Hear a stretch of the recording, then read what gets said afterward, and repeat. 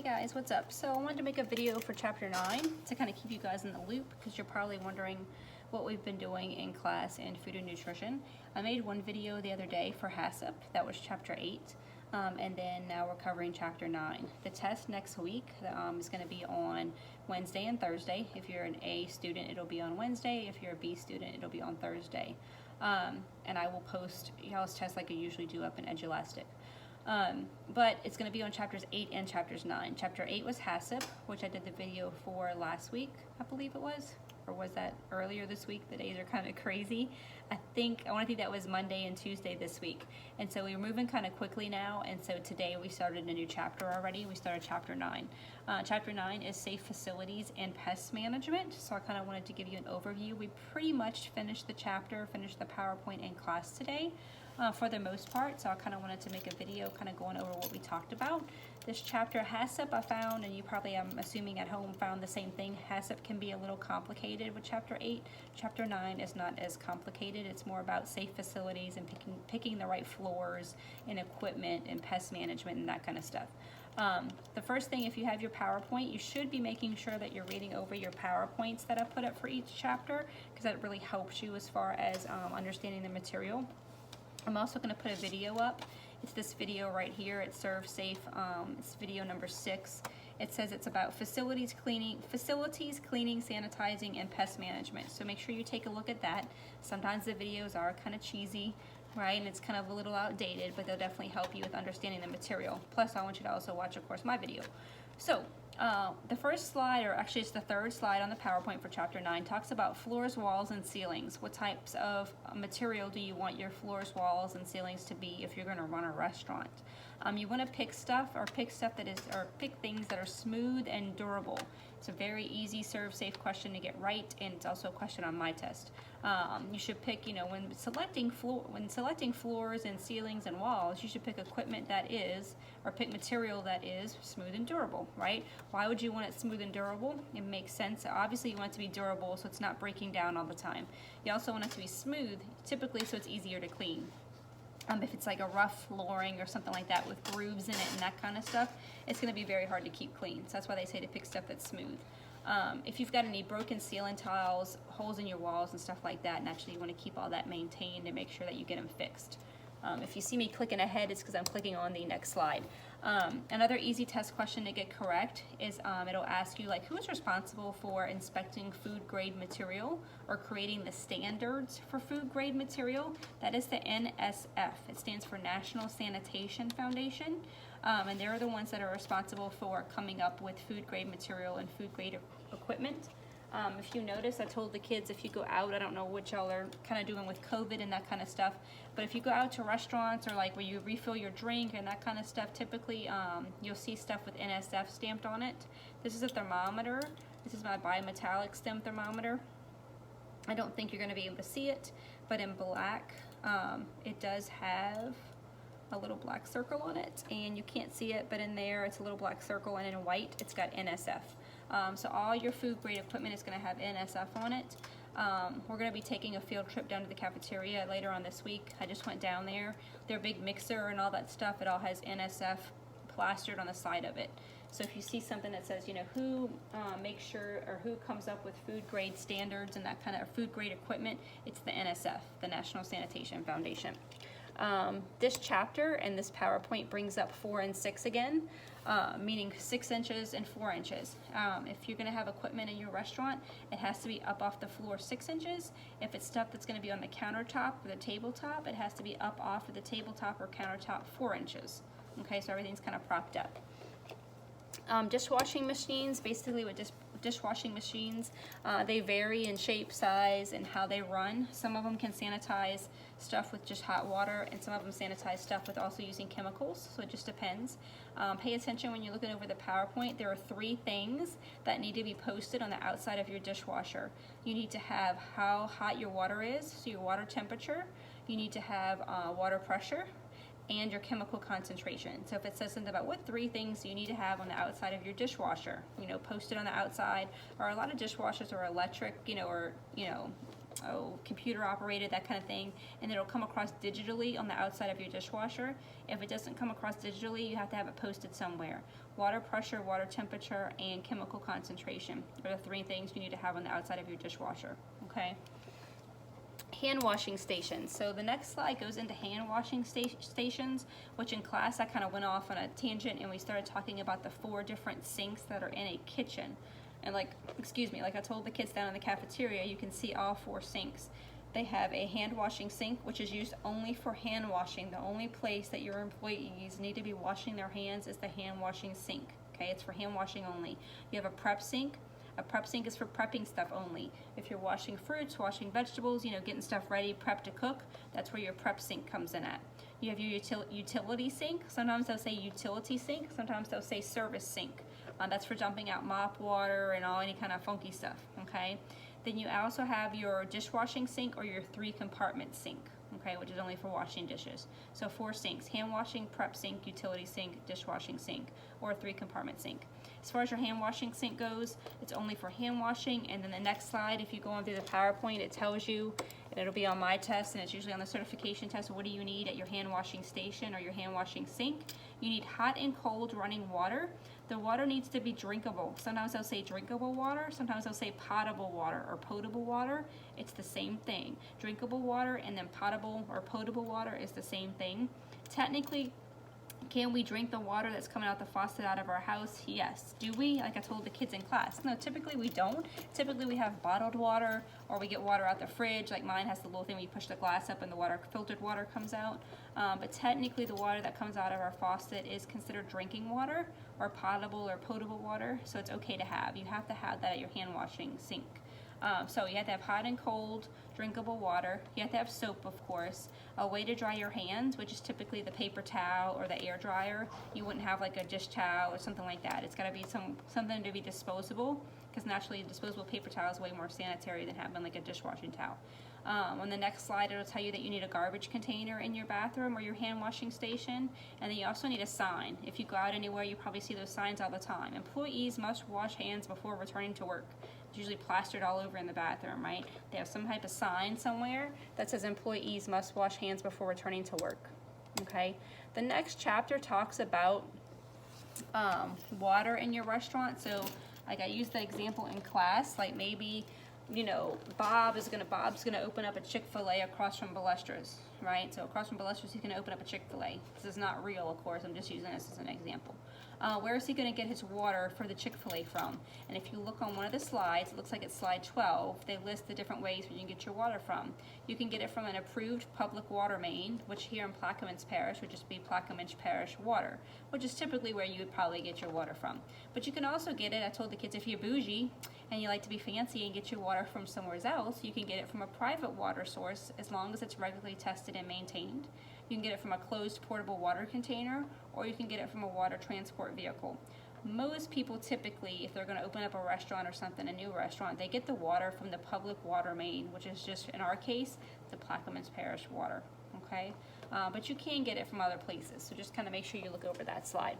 Then it starts talking about plumbing, and I told the kids that you're probably going to learn more about plumbing today than you ever cared to want to know, and the same with me. But ServSafe does get into a little bit of plumbing stuff. The biggest thing they like to focus on is a cross connection. So what the heck is a cross connection? It's a physical link between safe and dirty water. So when you're looking at the PowerPoint, concentrate on the pictures and take a look at them. One of the pictures is a toilet, and then coming off of the wall from the toilet is a hose, and the hose is going in the toilet. That's a cross connection. It's a link between dirty water and clean water. What they're saying is the water coming out the hose is clean, the toilet water is dirty. You're putting the two together and you're mixing them, you're creating a link to them, and now that dirty toilet water can back up into the clean water hose and you've contaminated the clean water. That's what a cross connection is. A cross connection is a physical link between clean and dirty water, okay? You can also create a cross connection by taking a mop bucket and a hose, and putting the hose, just dropping the hose in the mop bucket and letting the hose fill up with, letting the bucket fill up with water. That's a cross connection. One of the kids in class here said, "Oh, we do that all the time at where I work at." And I said, "Well," and he's like, "Is that wrong?" I said, "Yes, that's technically wrong. You're creating a cross connection." He's like, "Well, how am I supposed to fill up the mop bucket with the water?" I said, "What you're supposed to do is have your bucket, turn on the hose, put the hose, but don't just drop the hose in the bucket. You're supposed to hold the hose up, like that, and let the bucket fill up with the water, turn the hose off, and go about your business." I said, "But when you just drop the hose in the bucket, walk away, and let the water fill up, the clean water coming out the hose is now touching the bottom of the possibly dirty mop bucket, and it's considered a cross connection. You're blending the clean water with the dirty water, which is called a cross connection, which is not good." Like we said, in real world, do they do it?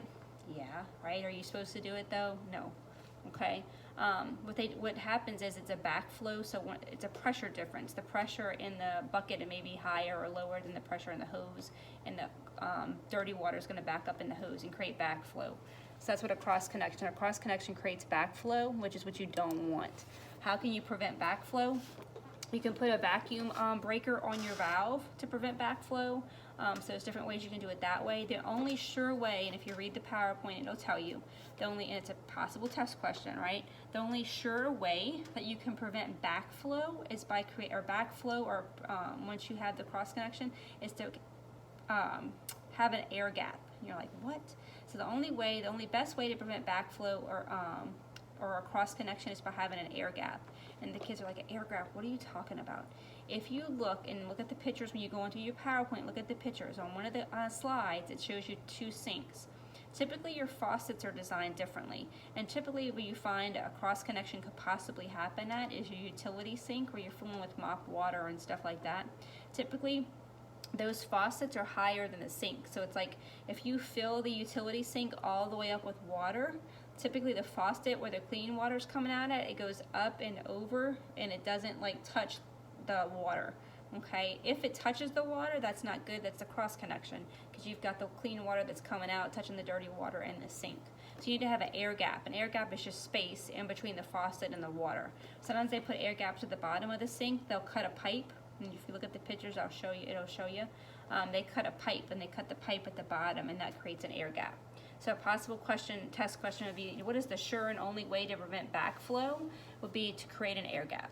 Okay. Like I said, you can put a vacuum breaker on it. You can put, what else did they say? A vacuum breaker, or there was something else. I don't see it on here. Or just like a valve, but really what you need, it says a backflow preventer valve. What you need is an air gap. They talk about lighting in the restaurant. You need to make sure that you have shatterproof bulbs. If you don't have shatterproof bulbs, you need to have a cover over them. Your prep area needs to be your brightest area. If you ever notice in restaurants and stuff, the dining area and that kind of stuff can be dim, but your prep area cannot be dim. It's got to be your brightest light needs to be in your prep area. Why? Because you're prepping food back there and you need to see what you're doing. So it's got to be your brightest area. Again, use shatterproof bulbs, or make sure you got a case around them if they're not shatterproof. Ventilation, you need to make sure you have really good ventilation in your restaurant. If you do have good ventilation, that means it'll eliminate fumes, odors, heat, steam, smoke, all that stuff. If you have good vents, it'll pull it all out. If you're getting grease, condensation, build up on your walls and that kind of stuff, it's gross. It's probably because something's wrong with your ventilation system. To prevent that from happening, you need to make sure that you have your ventilation system cleaned and maintained regularly, and that will help you prevent having a grease and condensation buildup. But if you do have grease and condensation building up, something's wrong with the vents. You need to get your ventilation system checked. The next part of the slide talks about garbage. Garbage is pretty easy. They talk about dumpsters a lot. They like to mention them on the certification test, and I'm pointing back this way. Excuse me, because our dumpsters are out back here from our room.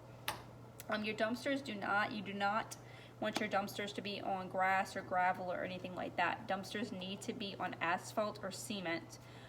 The lids need to be shut on the dumpsters at all times, and the drain plug needs to be in place. If the drain plug is not in place, then you got leaky, liquidy garbage can go all over the place. The reason why it needs to be on cement is so they can hose it off and that kind of stuff. And of course, you need to have your lids down. As far as the garbage containers in your restaurant, you want to make sure your garbage cans and stuff in the restaurant are easy to clean, that you clean them often, you take the trash out often. They're not anywhere in the prep area where they can contaminate food. Make sure they're pest free, meaning no pests can get inside them like roaches, mice, and all that kind of stuff. And you just make sure you clean them and you take out your trash. As far as maintaining the facility, I'll talk about that in another video, possibly. Basically, if something's wrong, fire, flood, sewage issues, maybe they like to use the example of you walk in your restaurant one day and outside is a broken water main and it's causing your restaurant to have brown water. What do? You have to call your local, state, or regulatory authority. You cannot work or operate your restaurant with brown water. If there's any kind of a fire, any kind of a flood, anything like that, you're typically going to call your local, state, or regulatory authority to come out and inspect everything, and they will let you know when you can reopen again. If it's like an imminent health hazard, imminent means a significant danger or a significant threat. As far as pests go, there's not too much with pests. You just need to make sure, and pests, what they're talking about typically is roaches, mice, rats, anything like that. The biggest thing with them is make sure all the holes in your restaurant, like around pipes and stuff like that, if you've got pipes in your restaurant and all that, that they have that foam insulation that'll keep pests from getting in. Make sure you take out your trash and stuff like that. And not anybody can just come spray your restaurant. You can't decide, oh, I think I want to spray my restaurant today for pests. Or I think I'm going to get my friend Joe to come spray the restaurant. It has to be a licensed pest control operator. If they are not licensed, they have no business coming in and spraying your restaurant for pests. So you can't cut corners that way. It has to be a licensed person, like Terminix or something like that. We have somebody that comes and sprays our house, and it's not Terminix, but he's got like a little card. On the card it says that he's a licensed pest control operator, basically meaning he's licensed, he knows what he's doing. Those are the ones that you would need to work with them closely and have them come, spray your restaurant periodically. Okay, so if you guys have any questions, let me know. That's pretty much it for Chapter 9. Follow along closely with the questions. At the end of the PowerPoint, there's questions for you to review with. I will go over those, and I will go over your study guide questions. I also will put a bell ringer up probably for Friday morning, tomorrow morning, and that'll help you guys too with what to look for your test. I will also put up HACCP principles, like I'm going to match them up and put them up, and that'll help you for your test as well, because it's part of the test is where you're going to have to match up. You'll have the HACCP principle and then the definition of it on the other side, and you've got to match them up. But I'll put a picture up to kind of help you guys with that. If you have any questions at any time, let me know, and I hope my video helps, and I'm going to put another video up for you guys to watch that'll help as well. Bye guys, I hope to see you one day soon.